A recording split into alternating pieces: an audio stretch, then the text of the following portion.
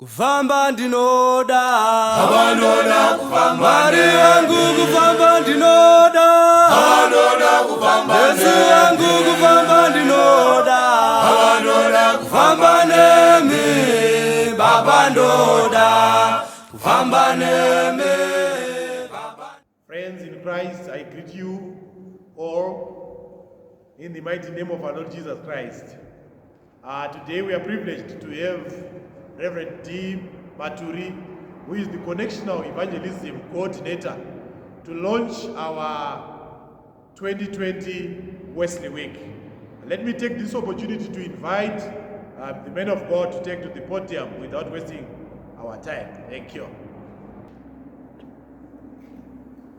Regai nditore mukana uno vana vaMwari kwasai muzita raBaba Mwanakomana naMweya Anoera. Calvary greetings to you,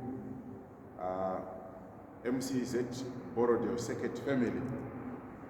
I want to acknowledge our superintendent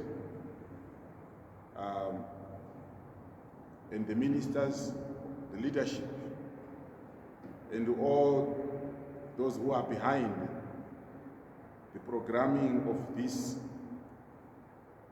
so much time years move to continue to be together as the family of God, sharing the word of God through social media. We are privileged to be together in the commencement of this Wesley Week 2020. Tikuda kutenda Mwari kupuwa mukana wekuve pamwe chete sekurehwa kwazvaitwa. Zita rangu Reverend D. Maturi. Regai tipfuurire mberi tinamate. Tinokutendai Baba muzita raJesu panguva yakaita seino yatinoramba tichitwedera pamberi pechigaro chenyasha. Baba, munotaura nesu nguva dzose, munoramba muri Mwari wanesu.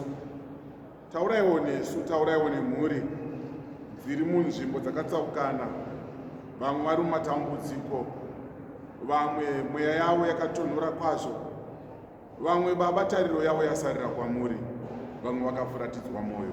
Asi Kristu pamunodanwa munodzika kuvanhu venyu. Tadzosera mbiri kwamuri muzita raTenzi Jesu. Amen. Panguva ino vadikani munashe, muzuva rekutanga tine dingindira redu kana kuti our theme iri kuti commit and trust God with your life. Commit and trust God with your life. Zviverengwa zvedu zviri kubva kumabhuku maviri anoti Esther chapter number 4 verses 15 through 17 and Psalms 37 through verses 1 through 6. Esther chapter 4 ndichaverenga neKing James version verses 15 through 17. And then Esther told them to return Mordecai this answer: go and gather all the Jews who are present in Susa and fast for me. Neither you eat nor drink 3 days, night or day. I also and my maidens will fast likewise, and so will I go into the king, which is not according to the law. If I perish, I perish. So Mordecai went his way and did according to all that Esther had commanded him. May God bless the reading of his word. Psalms chapter 37, verses 1 through 6. Fret not thyself because of evildoers, neither be thou envious against the workers of iniquity, for they shall soon be cut down like grass and wither like the green herb. Trust in the Lord and do good, so shall you dwell in the land, and verily thou shalt be fed. Delight yourself in the Lord, and he will give you the desires of your heart. Commit your way unto the Lord, and trust also in him, and he shall bring it to pass. And he shall bring forth your righteousness as the light, and thy justice as the noonday. Hallelujah. Vana vaMwari, tiri kuitirwa mukana, nyasha dzatawanirwa nemukana uno kuti tisangane mukugoverana kweshoko raMwari.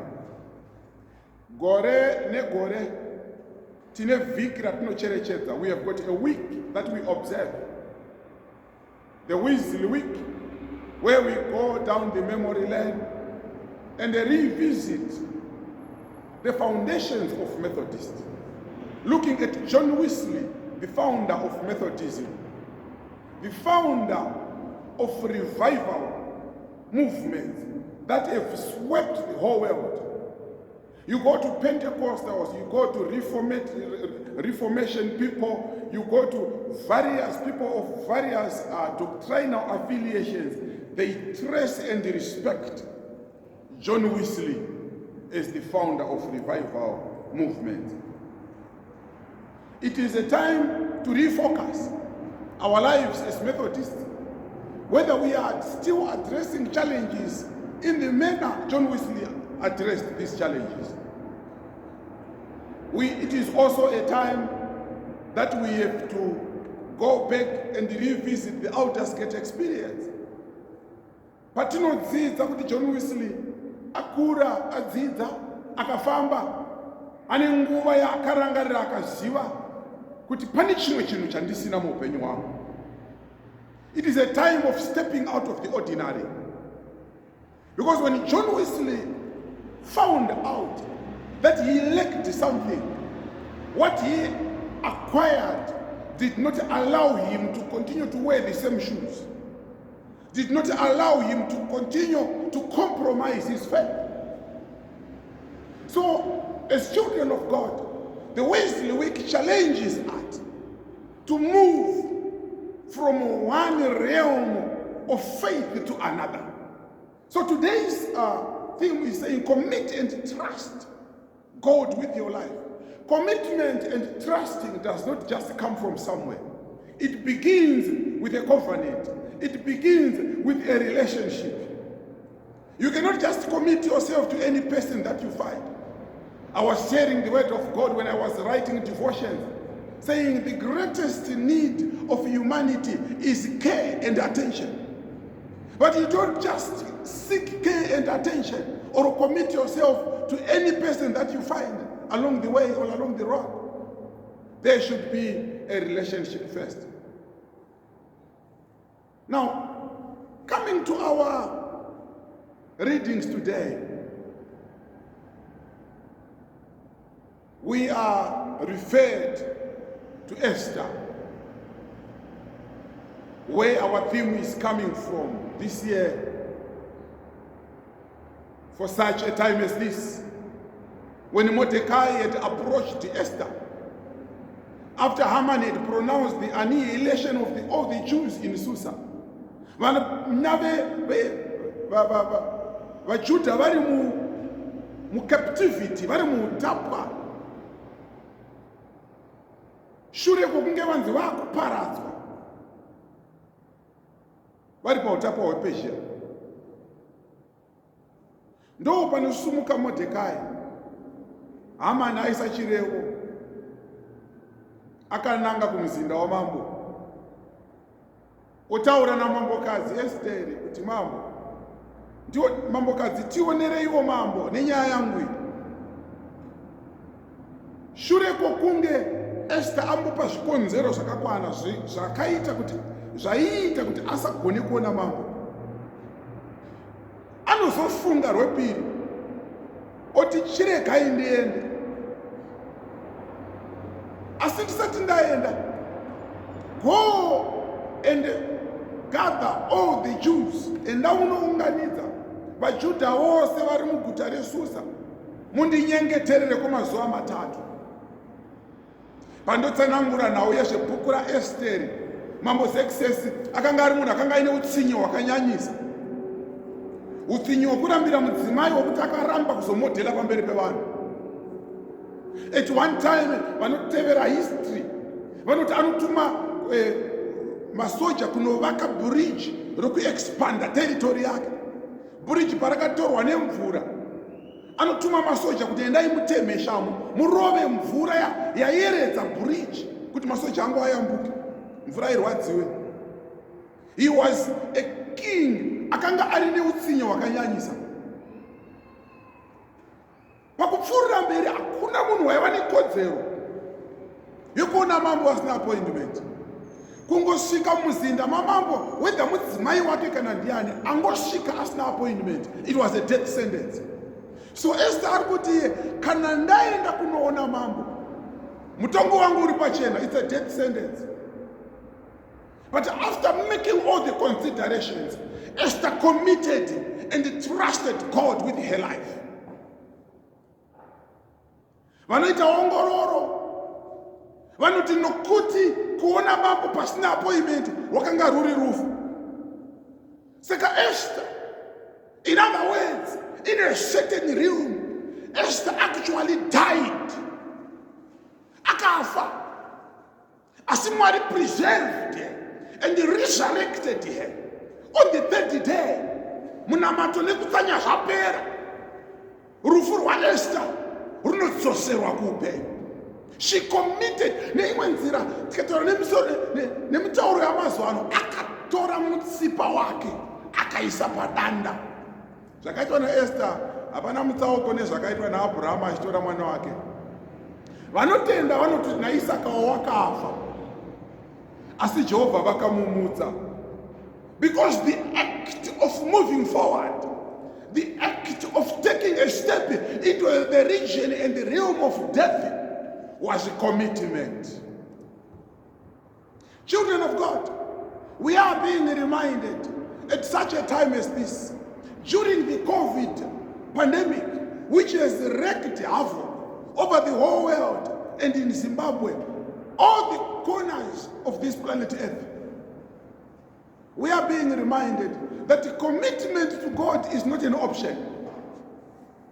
Commitment to God is not option number 2. It is option number 1. When there is no cure for a disease, when things are getting upside down, economies are collapsing, crime is skyrocketing, domestic violence issues. Parikuitika zvese izvi, kuzvipa kuna Mwari hachizi chinhu chinoitwa kechipiri kana kechitatu, chinhu chinoitwa pokutanga.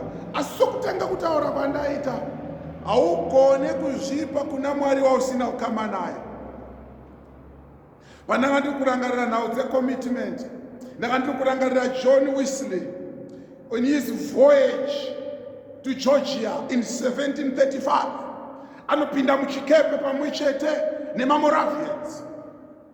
Vakanga vari verudzi rwechiJeremani. These people came from Germany.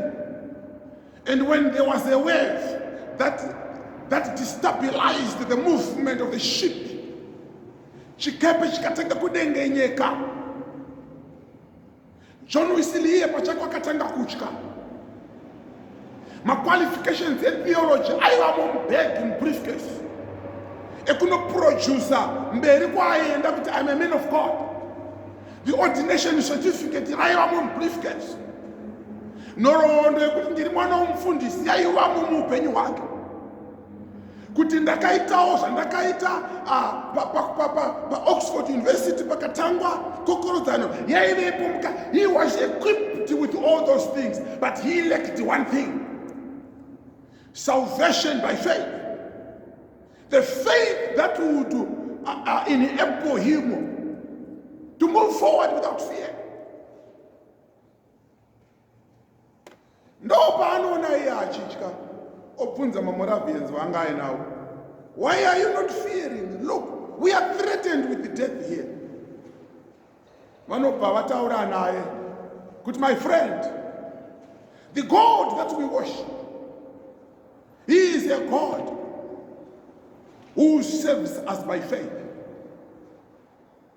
Hatityi.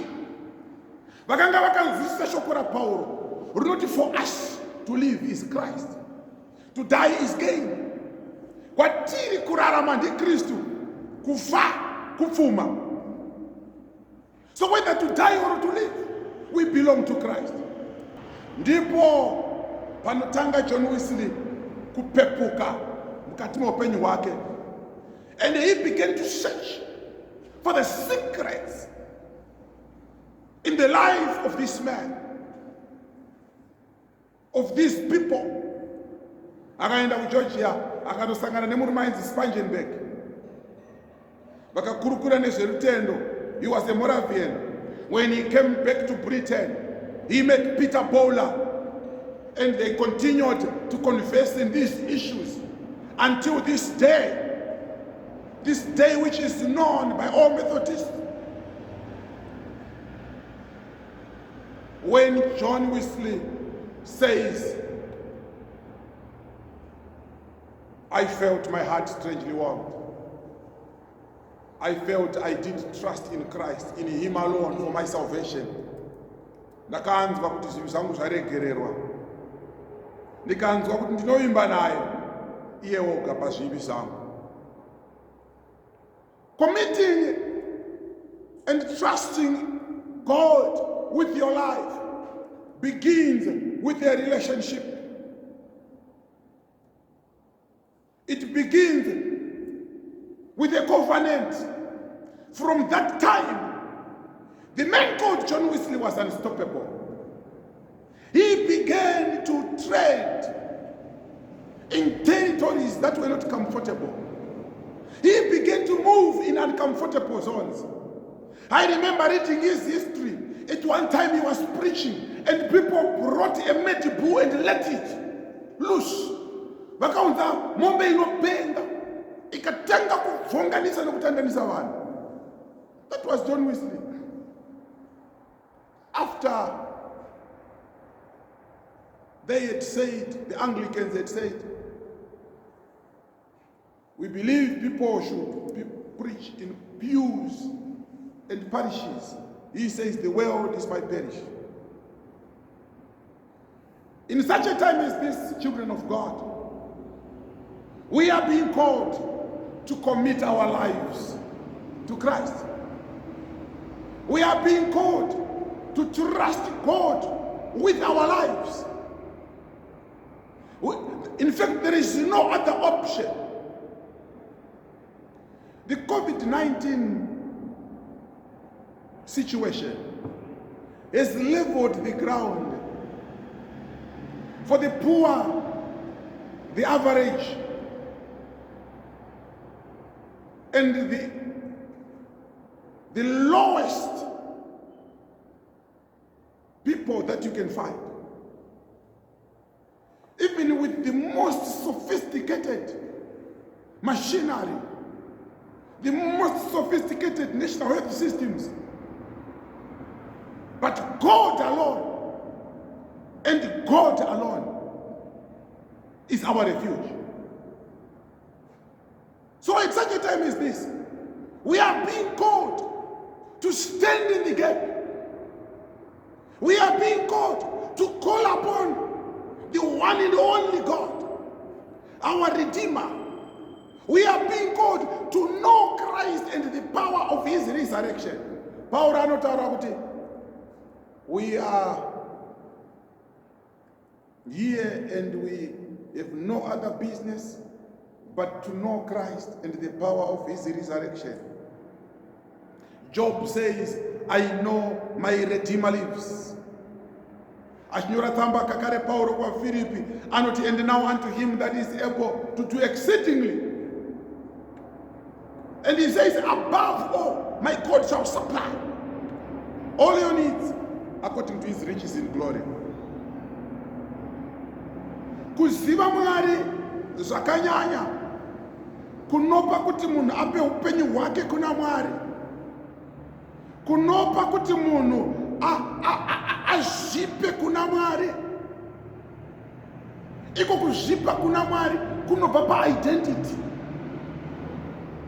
When John Wesley began to identify himself as somebody who had met God on the 24th of May at 8:45 Outersgate Street, paanotaura nhoroondo iyoyo anonzwa kuti I'm no longer ordinary.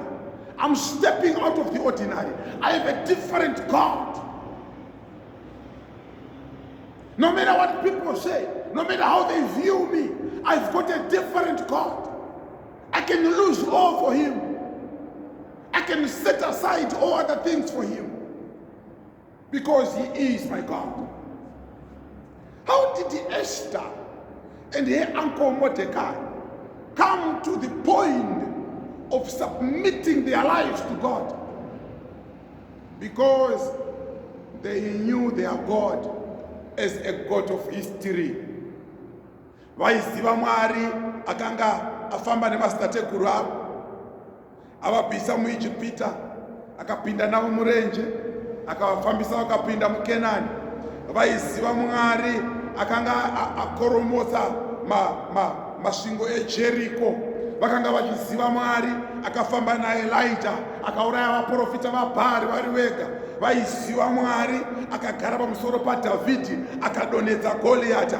Vaiziva Mwari akatuma Sauro kuti anoparadza vaAmereki vose akavaparadza. Vaiziva Mwari akanga ari Mwari wenyasha, akafamba naAbhurahama akachengetedza mwana wake. Mwari akafamba naGidheoni, Mwari akafamba naDhibhora, Mwari akafamba navaprofita nanaErisha. They would always refer to this God who intervened in the lives of children, even if they got in wilderness situations. And that God of history enabled Esther to say, if I perish, I perish. Muna angofira pasina, anofira pane chaanoziva. Let me just remind and encourage somebody. When God does something for you, don't be quick to forget. You know, at times there is one problem that manifests among us people called Christians. One little roar of a fake lion. One little brick. Iyo yekuomba kwe Shumbai. Shumba pa yakaomba yakatarira na Samson. Yakatumutsa hasha za Samson. Inzwa mudikani. When challenges roar against you, when problems roar against you, when you meet these situations that threaten your life, remember there is a God of history. Esther akarangarira kuti kuna Mwari akambotirwira, haasi kuparidzwa muno muguta reSusa, asi aripo mupenyu. Nokuda kwake yeye, I'm saying, if I perish, I perish. We are calling for a generation that is not smart. We are calling for a generation which is not selfish. We are calling for a generation that stands in the gap. A generation which is prepared to say, if I perish, I perish. What do you need to do when you meet challenges? Jesus says in Luke chapter 17, it is not possible that offenses shall not come your way. Jesu akati kuwadzidzi wake, hazvichazoiti kuti zvigumbuso zvirege kuuya muupenyu hwenyu. And David says, many are the afflictions of the righteous, but God shall deliver them from all the problems. Kuuya kwedambudziko kunoita kuti munhu identify a source of refuge. Identify your source of refuge. Commit and trust God with your life. Know where to run to. Esther says, go and gather all the Jews in Susa. When I analyze the word all, Esther was meaning to say we have a common denominator. All the Jews have got a common denominator. They belong to one Jehovah. Jehovah Rapha, Jehovah Jireh, Jehovah the Redeemer. All the Jews. Go and gather all of them. Every prayer counts. Every individual is important. Hakuna munhu asina basa mu kingdom ya Mwari. Go and gather all of them. Go and gather all of them. Hear me. Iwe unofungidzira kuti una basa. Nokuti nawo mwana ukaonetsike kuti akapinda mukereke ya Mwari. Ndiye anopedzesera kupinda, ndiye anotaka kubuda. paanogara anoti handidi kugara panoonekwa. People that are always hiding. Let me tell you one thing, my friend. Be available. Commit yourself to God. Kana matambudziko iwawo auya unotya, arangaridze kuti kuna Jehovha akambondiitira. Kana Jehovha akambondiitira zvaakamboita, nazvino anogona kundiitira. Anogona kundigonera. Is it not a time that we consider our standing? Where do we stand? Timire pipa nguwa yakadai. Are you still relevant? Are you still worthy? Auzuya here kuti Satani kana achidawo kuedza andopfuura nepauri achinotsvaga vari mberi. Ucharamba uchitiza kusvika rini? Ucharamba uchinyenyeredza zvaunonyenyeredza kusvika rini? Ucharamba wakavanda kusvika rini? Commit yourself. Trust God with your life. And say, if I perish, I perish. And when you utter those words, when you make a step forward, God takes over. Esther paakatanga kufamba achienda mberi, Mwari vakabva vatopindira, mambo vachingoti ba kumuona, vakabva vatonyemwerera asina appointment. Atiri kuda anopinda mumuzinda, tiri kuda anotora nhano yekuenda mberi, anobva zone of fearing, zone of discouragement, zone of lack of confidence, zone of no tomorrow, a zone without a vision. John Wesley was going there to America as a disillusioned person, but he got rejuvenated after stepping out of that zone. Ndakupedzesera ndichiti vakomana vane maperembudzi pavakati tikaramba tiri pano tinofa, tikapinda muguta tinofa. Saka ngatipinde muguta. Nguva yavakatanga kufamba vachipinda muguta, God took over and they became an army. God took over. God wants to take over your situation. He wants to take over the issues of your life. But only if you commit yourself to God and declare that if I perish, I perish.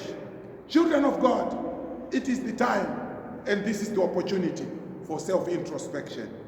May God richly bless you as you introspect.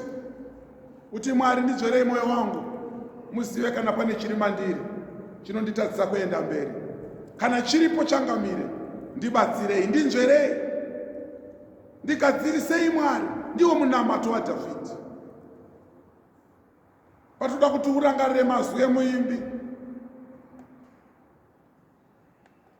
Mazwi emuimbi anoti ndichafara kushandisa zvamakandipa nenyasha, ndimhanye murwendo rwangu ndichiperekedzwa nemi, nditakudzei joko renyu. Anobva parwiyo runoti muzita rashe ndoenda, kunoita basa rangu ndichida kuziva imi. Mwari ngavatibatsire, Mwari vatiitire nyasha, Mwari vatiropafadze. Muzita raBaba, Mwanakomana naMweya anoyera. Regai tinamate. Shumba yerudzi rwaJudha, makanga muriko nazvino muchavapo nokusingaperi.